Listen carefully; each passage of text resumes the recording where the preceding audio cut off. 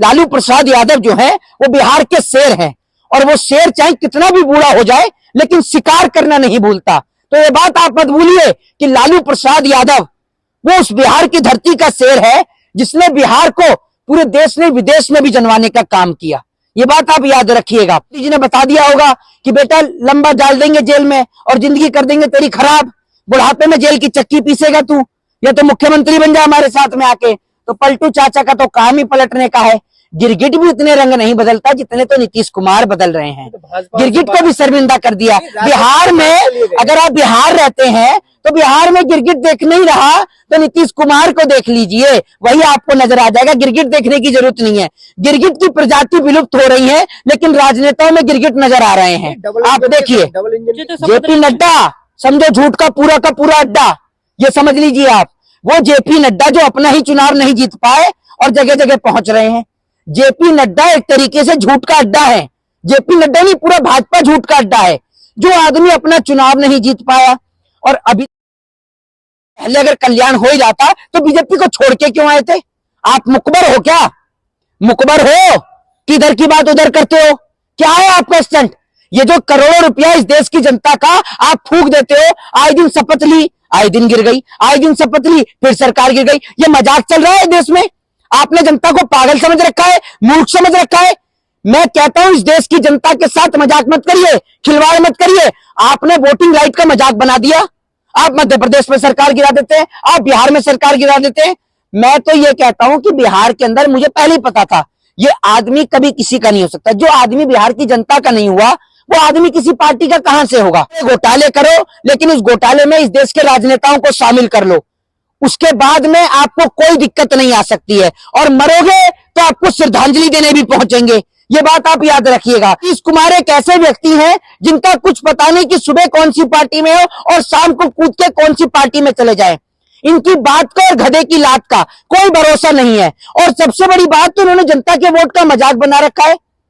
कभी रातों रात मध्य प्रदेश में सरकार गिर जाती है, कभी रातों रात बिहार में सरकार गिर जाती है। और सबसे बड़ी बात की जो बिहार के जो तमाम विपक्ष के नेता भी हैं, चाहे वो तेजस्वी यादव हो, लालू प्रसाद यादव और तमाम लोग जो हैं, उनको भी नीतीश कुमार जैसे आदमी को अपने साथ लेना ही नहीं चाहिए था। भले 5 साल विपक्ष में बैठते, लेकिन नीतीश कुमार जैसे आदमी जिसका कोई बैकग्राउंड नहीं, जिसकी कोई आइडियोलॉजी नहीं, जिसकी कोई विचारधारा नहीं, एक ऐसे आदमी के साथ मिलकर आकर सरकार बनाना, इससे बढ़िया तो 5 साल विपक्ष में रहते तो वो बेहतर रहता। उन्होंने 9वीं बार मुख्यमंत्री की शपथ ली है। आखिर ये लोगों ने जनतंत्र का, प्रजातंत्र का और वोटिंग का जो है इस देश में मजाक बना रखा है। मैं आपसे कहना चाहूंगा कि बिहार के जितने भी तमाम वोटर से मतदाता हैं, वो कोई भी नीतीश कुमार जैसे व्यक्ति को तो वोट डालने का काम ही ना करे। क्योंकि नीतीश, अब लोग सोच रहे होंगे कि नीतीश कुमार विकास के लिए और बीजेपी भी कह रही थी विकास के लिए। भैया नीतीश कुमार कोई बिहार की जनता का विकास करने के लिए नहीं गए। ये इतने घोटाले कर लेते हैं कि सीबीआई, ईडी और आईडी और आईबी के जरिए इनको अपने आप ही बुला लिया जाता है। ये आपको मैं बता दूं। आप इस देश के अंदर बड़े बड़े ये लोग क्या करते हैं, देश की जनता का खून चूस के, क्योंकि इनको पता है कि इस देश की जनता तो पागल है, मूर्ख है। ये जनता को मूर्ख समझते हैं। इस देश के राजनेता इस देश की जनता को मूर्ख समझते हैं। ये जब मर्जी कोई भी ड्रामा क्रिएट कर देते हैं, कभी हिंदू मुसलमान का, कभी मंदिर मस्जिद का, और जब इन सब से वोट नहीं मिलता तो तमाम राजनीतिक स्टंट करके बनी बनाई सरकार को गिरा देते हैं। बहरहाल नीतीश कुमार का तो एजेंडा ही ऐसा रहा है। नीतीश कुमार को जब आप पलट के देखेंगे, कोई व्यक्ति 9वीं बार ऐसे मुख्यमंत्री नहीं बना। इनका बैकग्राउंड ही नीतीश कुमार का ऐसा है जिनकी बात का कोई भरोसा नहीं है। ये आज बीजेपी में है तो पता चला कल बीजेपी छोड़ भी दी। इनकी बात का कोई भरोसा नहीं है। लेकिन ये बात तो आज पूरी तरीके से सच हो गई कि नीतीश कुमार की अब बिहार के अंदर राजनीति का दी एंड हो गया है। कैसे हो गया? उसके पीछे का कारण यह है कि जब बिहार के अंदर अब चुनाव होगा तो जो बीजेपी के वोटर हैं वो भी नीतीश कुमार को वोट नहीं देंगे, और जो नीतीश कुमार के वोटर्स हैं वो भी वोट नहीं देंगे नीतीश कुमार को। उसके पीछे का कारण यह है क्योंकि नीतीश कुमार के वोटर भी ये जानते हैं कि भैया इस आदमी का भरोसा नहीं कि कब कूद के कहां चला जाए।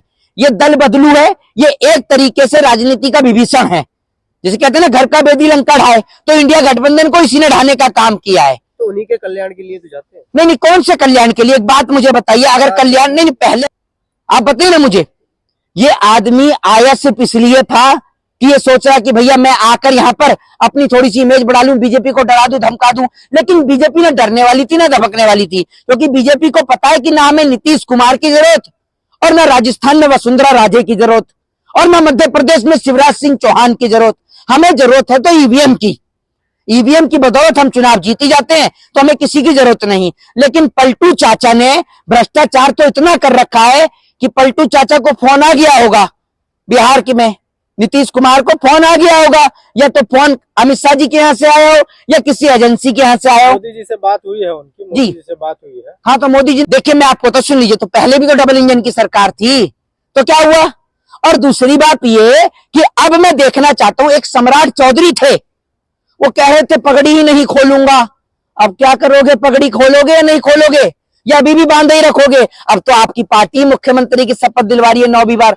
और दूसरी बात ये कि अब देखना चाहता हूं कि जो पुल बिहार के अंदर गिरा था, जो पुल बिहार के अंदर गिरा था, सरकार नीतीश कुमार की थी, अब भी नीतीश कुमार की सरकार है। अब देखूंगा कितनी तेजी से इन्वेस्टिगेशन होगी। और आज मैं आपको बता देता हूं कि अब बिहार के अंदर सब कुछ अच्छा हो जाएगा, ये बता रहा हूं आपको, भाजपाइयों की नजर में। पहले जिसको जंगल राज बताया जा रहा था, अब तो वहां सत्यवादी हरिश्चंद्र का राज हो जाएगा। अब देखिएगा, जंगल राज बता रहे थे उसमें लाखों नौकरियां दे रहे थे पहले सरकार, अब क्या लगता है कि धन की राजनीति शुरू हो जाएगी। नौकरी तो मिलेंगी, नौकरी कहां मना करी है भैया, नौकरी दे तो रही है, पढ़ाओ लिखाओ अपने बच्चों को और पकौड़ा तलवाओ। जिस बिहार की धरती से आईएएस आईपीएस निकले, जिस बिहार की धरती से डॉक्टर इंजीनियर निकले, जो बिहार की धरती अधिकारियों को जन्म देती है, उस बिहार की धरती के नौजवानों को ये लोग पकौड़ा तलने के लिए कहते हैं। ये तो शर्म आनी चाहिए बिहार की जनता को। और बिहार की जनता को आकर ऐसे मुख्यमंत्री नीतीश कुमार से सवाल करना चाहिए कि गिरगिट भी इतना रंग नहीं बदलता जितना रंग आप बदल रहे हो। जनता को पागल समझा है क्या। तो विकसित राष्ट्र बना हुआ है। कौन सा राष्ट्र बन गया विकसित, कौन सा विकसित राष्ट्र है, कहां है विकसित राष्ट्र, बताइए ना आप मुझे। जनता के वोट का मजाक उड़ाकर, उसके माइंडेड का मजाक उड़ाकर आप लोगों ने जो मतदान जनता करती है, मैं तो ये समझता हूं जनता के मतदान की तो कोई वैल्यू ही नहीं है। जनता किसी नेता को वोट देती है और वो नेता दूसरी पार्टी में चला जाता है, तो क्या करे जनता।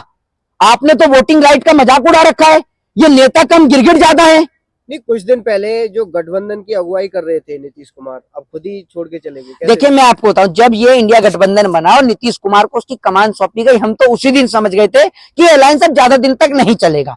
उसके पीछे का कारण यह है कि जब तक नीतीश कुमार जैसे व्यक्ति उसमें मौजूद थे, मैंने आपसे क्या कहा कि गिरगिट से भी तेजी से रंग बदलते हैं।